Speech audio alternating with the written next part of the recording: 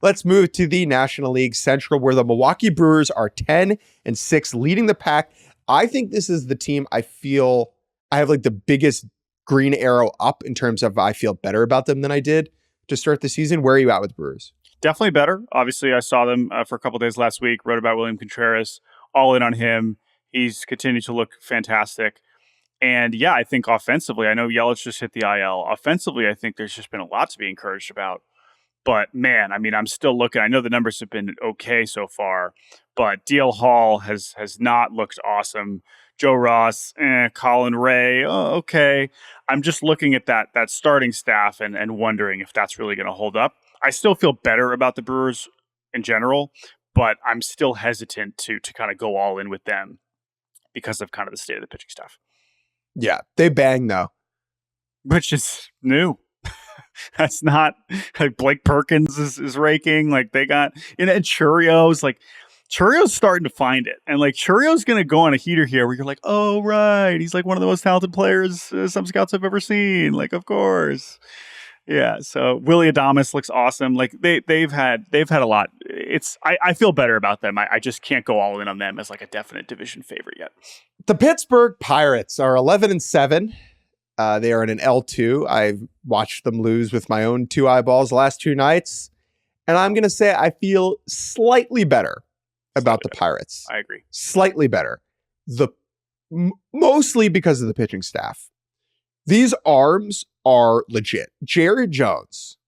Let's just talk about Jared Jones now. Let's do it. I was in attendance for him last night. One of the most impressive pitching performances I've seen in a while. Downright dominant. Just like dominant against the Mets. He is 22 years old, and he made the Mets look like a Little League team. Did you watch this one or watch this one back? Oh, yeah. I watched it back. He is now up to 32 strikeouts and 2 walks through his first 4 starts of his career. If you watched him in spring, like, yeah, this is an example of like when I saw it in spring training, I was like, oh no, this matters. This is a spring training thing that is happening. You can see pitchers figure it out, and there was nothing fluky about it, regardless of what lineups he was facing then. I was like, this looks like an extremely good major league pitcher. And that is what he has been so far through 4 starts. Okay. So like, yeah, the Mets make a ton of contact in the zone. Okay. Believe they were 5th in zone contact rate before last night when Jared Jones single-handedly sent them down to 7th. Dear God. No, he's remarkable. I just refuse to believe that Paul Skeens is going to be better than this when he comes up. Like, Paul Skeens is amazing. I understand. I'm not trying to throw water on that. But if Paul Skeens comes up and does what Jerry Jones has done so far, if he does like 3/4 of what Jerry Jones has done so far, people would be losing their minds.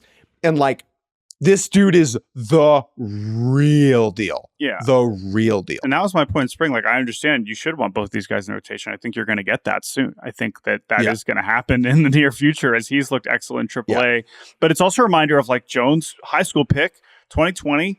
He got better every season. And whether that's a credit to him, whether it's a credit to Pirates PD, I'm sure it's a mix of the two.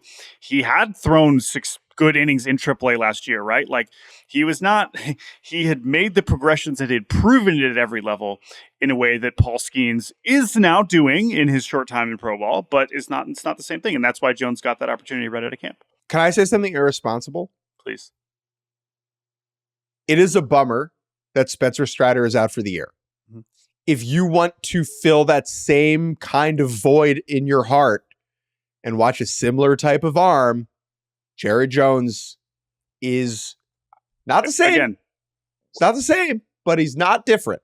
When I watched him in spring, it was like I just felt like I was looking around like, is everyone seeing this? Like, this is, and it was funny because again, he was doing it, and then like the 3 pitches that Skeens would throw, people would share 500 times more, and it was like, no, but he's on the same team and he's throwing the same pitches and they're even better than Skeens. Like, I don't know what we want here. Like, well, that's the thing, right? Like, Jared Jones's fastball is like a tick slower than Skeens, but the shape on it is way better, right? It's coming from a lower slot, and it has more ride and rise on it.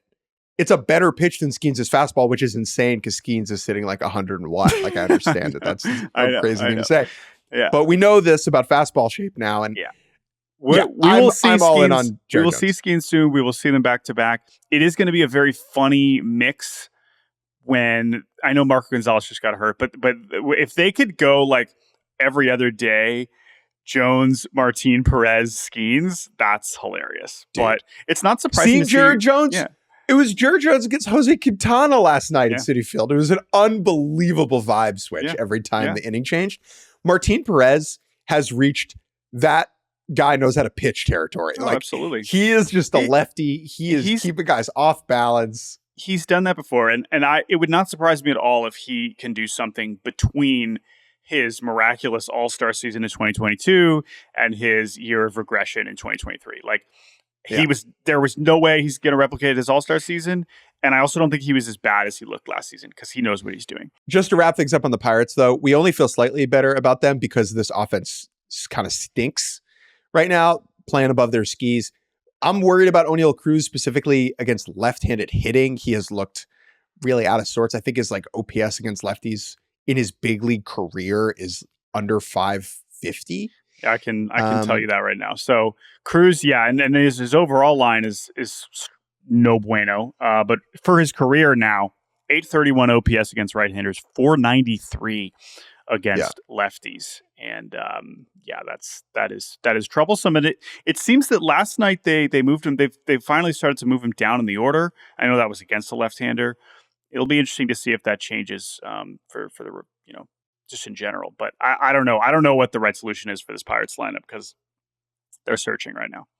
That's Jake Mintz and Jordan Shusterman serving the big markets with 25 minutes of Pirates chat here on Baseball Barbecue. All right, let's do 30 seconds on the Cubs. I feel the same. I think the same about the Cubs. I think I was slightly lower on the Cubs than you. They are 10-7. They have a positive run differential. Last night was a tough one. Their bullpen has had some not so good moments in the early going. Kyle Hendricks is looking yikes. I know he's one of your favorites. Imanaga's been tremendous. Assad, the best pitcher on earth, has been great. And we're just waiting for those veterans to get going. You know, nice to see Ian Happ finally hit a homer last night because Bellinger, Happ, Swanson have not been doing their heavy lifting so far. It really has been about Michael Busch and Seiya Suzuki, who's now hurt. So it is evened out for me. I'm around the same level. I think they can make a push for this division. I don't feel they are the one team that I feel most confident in not finishing last, but also I'm not super feeling awesome that they're going to finish first. So that's where I'm at with the Cubs. Yeah, I feel the same about the Cubs. Losing Justin Steele has been tough. Yeah. Because it feels like they're one starting pitcher short, and they might be two starting pitchers short whenever they pull the plug on Kyle Hendricks, who, yes, is one of my favorites. Like on my list of like story ideas this year, I have, how is Kyle Hendricks still doing this in an era where everyone is throwing 100 miles an hour and he's throwing 89? And like yesterday I went and saw that on my ideas list. I was like, ooh, he's allowed maybe we'll 31 hits in 17 innings, which is a tough scene. But are you feeling, so you're about the same or worse? About the same. Okay. About the same. The Reds are 9-8. I feel very the same about the Reds. Yes. I also feel very the same about the Reds. Maybe slight. They've had so many injuries too, but yeah, I'm at the same too. Lodolo being back. Oh man, did he look at me? I know it was the White Sox, but like he can absolutely be their best starter. That's a huge deal for them. Excited to have him back, but I agree. They're still in the middle, the messy middle for me. Some good things from Ellie so far. Yeah, no, Ellie's done his part, man. That's great. I have more Ellie thoughts. I'll save them for another podcast. He's been great. Spencer Steer is the truth.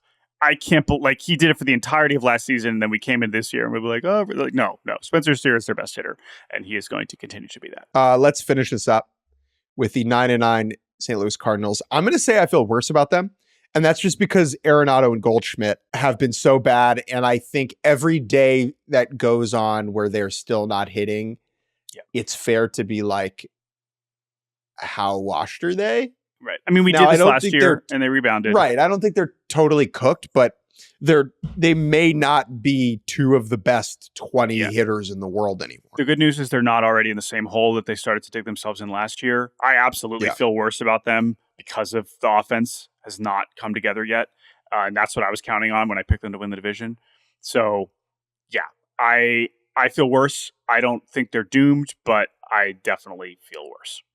The rotation of grandfathers has been about what we expected. Sonny Gray, in his 2 starts, has not allowed a run. He does not count as a grandpa in my mind. He's only 34.